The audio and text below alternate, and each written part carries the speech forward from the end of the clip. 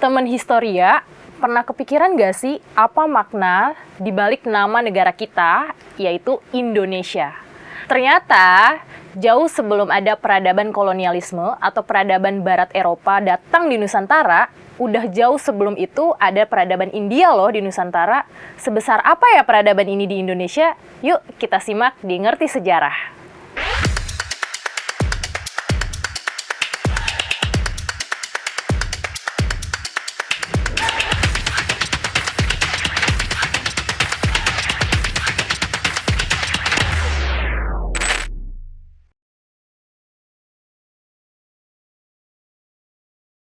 Proses masuknya India ke wilayah Nusantara itu terbagi menjadi 4 teori. Teori pertama yang dibahas oleh N.J. Crom yaitu teori Vaishya.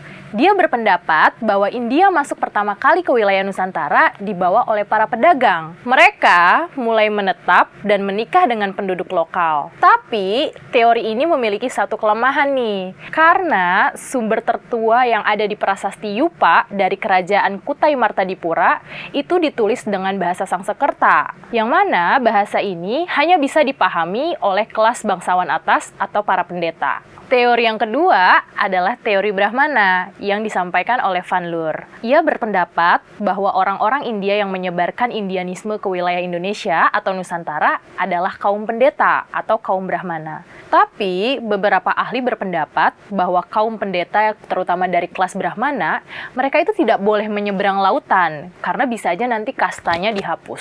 Nah, ini menjadi rasionalisasi sebagai kekurangan dari teori tersebut. Nah, teori yang ketiga dibawa oleh C.C. Burke, Mukherjee, dan juga J.L. Mons yang berpendapat bahwa penyebaran Indianisme di wilayah Nusantara itu dibawa oleh kaum Ksatria. Saat itu, ketika ada perpecahan politik antara kaum bangsawan dan juga kaum pendeta di India, para kaum Ksatria akhirnya mulai berpergian ke wilayah Nusantara. Di sana mereka membentuk koloni, bahkan membantu penduduk lokal untuk peperangan juga. Ketika mereka menang, akhirnya kaum Ksatria ini mulai berkuasa di wilayah tersebut. Nah, teori yang terakhir itu adalah teorinya Bose atau teori arus balik. Menurut Bose, orang-orang Nusantara sebenarnya itu tidak pasif. Mereka mulai belajar ke India dan akhirnya ketika mereka belajar di sana, pengetahuannya dibawa kembali ke Indonesia untuk disebarkan ke seluruh masyarakatnya. Pengaruh India dalam sistem politik di Nusantara atau Indonesia itu mulai terlihat dalam sistem birokrasi dan juga status sosial. Sebelumnya, di Nusantara kita mengenal dengan sistem kepala suku. Tapi setelah ada pengaruh India, akhirnya kita berubah secara monarki untuk menjadikan raja itu sebagai titisan dewa yang mempunyai kekuatan secara absolut. Hal ini terlihat di kerajaan Kutai Martadipura dengan sumber dari Prasasti Yupa, kemudian di kerajaan Tarumanegara yang bersumber dari Prasasti Ciaruten. Di situ menjelaskan dan menggambarkan ada telapak kaki dari Raja Purnawarman yang disamakan dengan kaki dari Dewa Wisnu.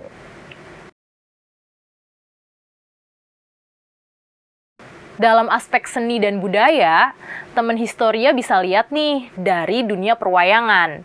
Mungkin teman Historia tahu mengenai wayang Ramayana dan Mahabharata, itu keduanya dari India loh. Tapi para sastrawan kita seperti Empuh Panulu dan Empuh Sedah melakukan lokalisasi terhadap dua wayang tersebut.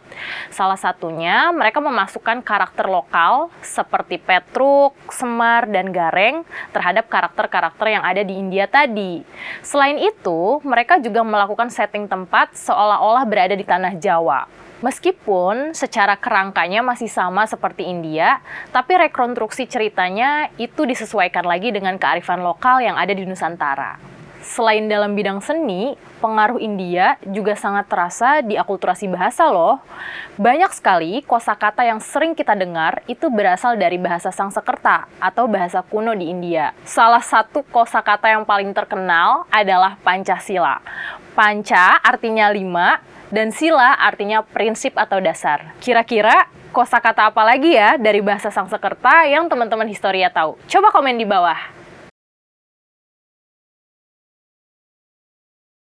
Dari segi arsitektur, pengaruh India itu bisa direpresentasikan melalui Candi Borobudur dan juga Candi Prambanan. Tapi di Indonesia, konsep stupa itu sudah terjadinya akulturasi dengan budaya lokal. Yang mana stupa yang ada di Indonesia itu bentuknya punden berundak atas hasil budaya dari megalitikum di Nusantara. Meskipun sudah dimodifikasi dan juga sudah terjadi akulturasi, tapi Candi Borobudur menjadi pengaruh India yang paling sempurna loh, karena di dalam itu ada filosofi Buddha Mahayana. Bahkan setelah agama Islam masuk, pengaruh Hindu-Buddha yang dibawa oleh India itu juga masih eksis di Nusantara. Terlihat dari bentuk arsitektur masjid-masjid seperti di Masjid Menara Kudus, itu berbentuk tumpang, yang mana konsep ini masih sangat berkaitan dengan pengaruh India di Indonesia. Nah, dari semua penjelasan tersebut, artinya kita bisa paham bahwa sebenarnya Nusantara itu bukan entitas yang tunggal, tapi Nusantara hidup dan terbentuk atas berbagai ide dan juga berbagai peradaban yang pernah datang ke Nusantara dan diakulturasi untuk menjadi sebuah budaya baru. Meskipun beberapa budaya yang dibentuk juga tidak meninggalkan budaya-budaya yang datang. Salah satunya budaya India yang masih tetap eksis di berbagai bidang yang ada di Indonesia. Kira-kira budaya apa lagi ya yang juga mempengaruhi budaya yang ada di Nusantara atau di Indonesia? Pantengin terus Ngerti Sejarah hanya di channel YouTube Historia.id. Jangan lupa subscribe, like, komen, dan share sebanyak-banyaknya.